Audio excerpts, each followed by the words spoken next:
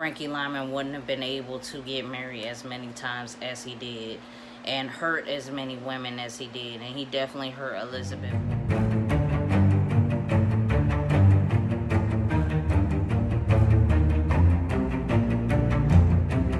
What it is, what it ain't, it's your girl Umbrella, and I am back with another video. As promised, we are back with another episode of Celebrities Take Advantage. This episode is going to be about Elizabeth Waters, Frankie Lyman's original first wife. If you watched the previous video that I just uploaded, you are going to love this one, okay? So in the last video, I talked about Zola Taylor, who was the second wife of Frankie Lyman. So this episode, I will be talking about his first wife. So a lot of people think that she suffered the most out of all the wives that Frankie Lyman had. So if you're ready to get into this video, make sure that you like, make sure you follow along, and leave your thoughts and a comment down below so that we can talk further about this. Without further ado, let's get into this video. So Elizabeth Waters met Frankie Lyman between 1959 and 1960. We don't really know. I didn't really find it in my research, but they met maybe in 1961 and moved in quickly in 1962. They were living together in Philadelphia. Now, as we know from the last video,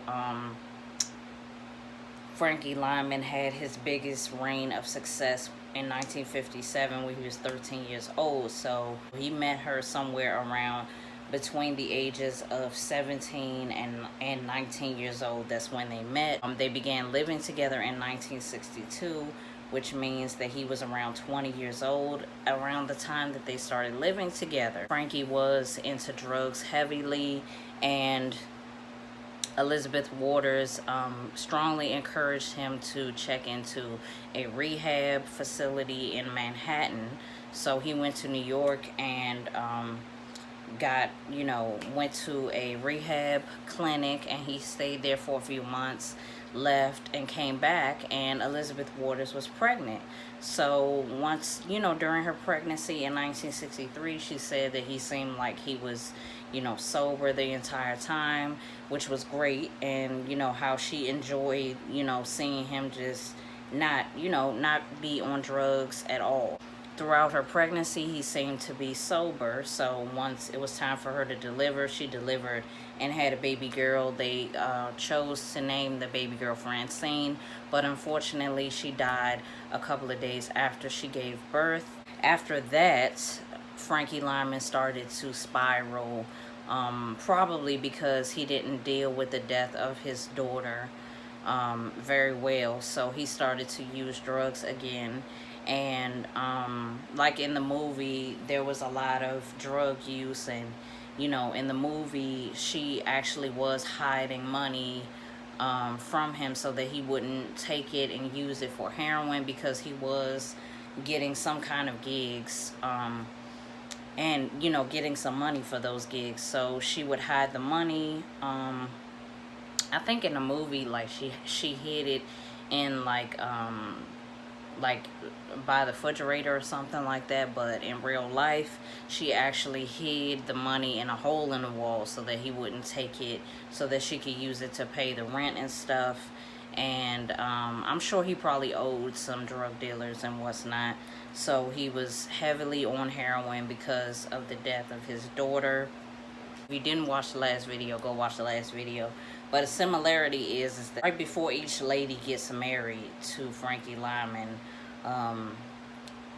something bad happens. And in Zola Taylor's situation, he was cheating on her, and then they got married after that. In Elizabeth Waters' situation, their daughter, his first and only child, dies a couple of days after she delivers, and they choose to get married.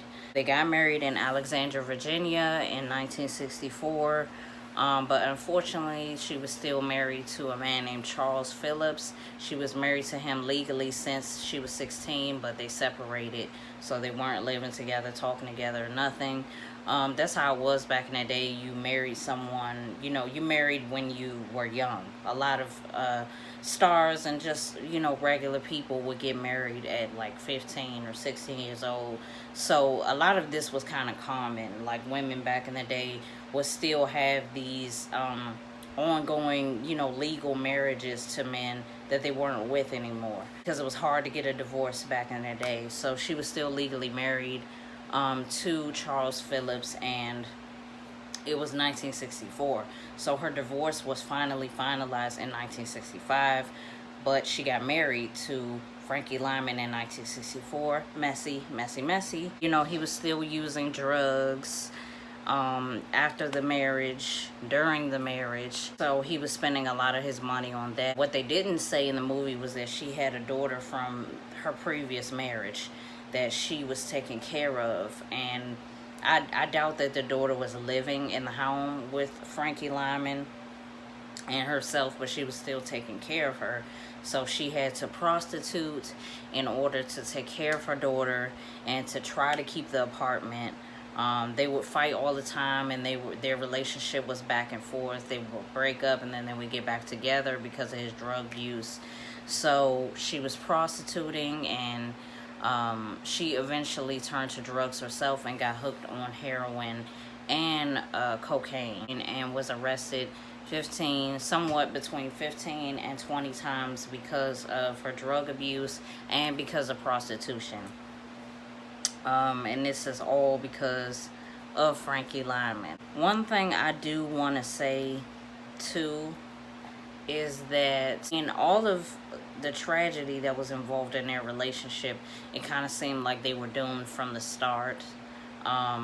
Elizabeth Waters was not a star. She was just a regular girl who, maybe just felt sorry for someone like Frankie. Maybe admired him because he was a star, because he was a celebrity, and, wanted him to do the right thing, and wanted him to, wanted him to be better than he was. And unfortunately for her, I think she got the worst version of him. Was like that was him just extremely strung out on drugs. She got the worst part of him. They actually had a baby, and the baby was deceased, which is sad.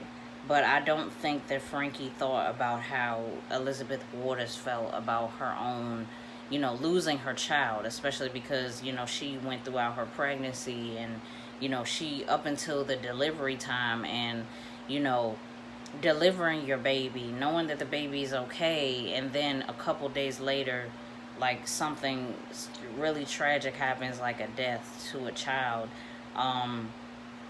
When death happens, it happens to multiple people, especially when there's family involved, or there's a couple and there's a child. It doesn't just happen to the father, it happens to the mother as well. So I can't say that her, one person's feelings is more than the other, but I can say that, a woman has a child in her own body. So I can say that she probably felt guilty. She probably felt like it was something she did wrong, or anything. It's a lot of feelings involved in, a child getting killed and not even having a chance, to be on this earth for a long time. Not even a few days, was her child on this earth before something tragic happened. And, I'm sure that Frankie felt guilty as well, because, he was on drugs at the time that she got pregnant. So who knows? Especially because she said in 1963 she was pregnant, but in 1962, he was on drugs. So I don't know if that has something to do with why the baby didn't survive, but I'm pretty sure it might have. There's a good chance that it has something to do with the drug abuse, and unfortunately, and I feel like he definitely felt guilty. But that's not the way to deal with things, is, resulting to drugs and treating people like crap. And I said some of that in the last video, that I just don't think that that's good enough. Like, you gotta really feel what you feel, and know that it's okay, and talk to somebody if you need some help. And, you know, especially in the black community, we don't talk about our feelings a lot. We keep it to ourselves, and we internalize a lot of our trauma, and that's very traumatic, like losing a child like that. And on top of him, you know, slowly losing his career, or maybe it happens too fast for him. He just felt like everything in his life was out of control, but he doesn't understand that he was out of control too. He was doing drugs. He was stealing, you know, from everyone that he knew. He was, you know, he was closing his own doors, if you will, of opportunity. I don't think that he realized that, yeah, your life is spiraling out of control, but you're out of control. You're not treating people well either, so it's just making things worse. Unfortunately enough for Elizabeth Waters, you know, she did get to a point where she did win the trial, and I thought that she deserved it, honestly, because of everything that she went through with him. I thought that she deserved it. I felt it was rightfully so. I felt like, even though she was already married, I feel like, I still feel like it was like the common law part of that was important, was that they lived together, and he was paying rent and she was paying rent, and blase blase. I think that that's equally as important as, you know, being married, sharing finances, whatever the case may be. You should never be allowed to marry someone else if you're already married. Like, that should be just something that happens, gets cut down before you even go through the process, excuse me, of getting married. Somebody should say, oh no, you can't get married.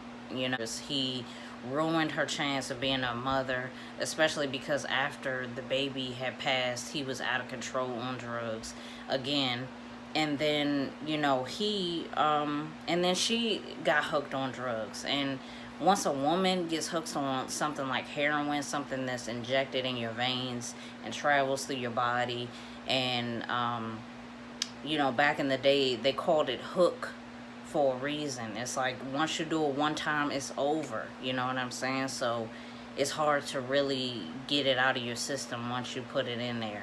So it's unfortunate, and it ruins women's chances of having a baby fertile in that way, because in a sense, you shouldn't even want to, honestly, bring a child into this world knowing that you did some really hard drugs, and knowing that that baby is going to have a really challenging, extra challenging life because of the choices that you made. So I definitely think that Frankie Lymon took advantage of Elizabeth Waters. He used her until he couldn't use her no more, and he still was back and forth with her. He moved on, or he was with Zola Taylor in California, but he was still contacting her probably around the time that she was on drugs, so that she could bring some over there, or whatever the case may be. Must have been something about him that the women really couldn't resist, because he was just lying. Like, he was just lying to them straight up. Do I think that he's a bad person? Maybe not in general, but with women, yes, I think he's a bad person. You don't do stuff like that. You don't use women. You don't take their money. You don't take everything from them and not give them anything but lies in exchange. That is my thoughts on the Elizabeth Waters and Frankie Lymon relationship. Make sure that you comment below and let me know what you think. Did Frankie Lymon also take advantage of Elizabeth Waters? Make sure you comment below what you think about this video, what you think about their relationship in general, because it's crazy. It's really, really crazy, okay? So let me know what you think in the comments, and subscribe to this channel for more videos like this. I'm coming back with more and more and more. You don't want to miss out. It's Umbrella. I'll see you in the next video. Bye.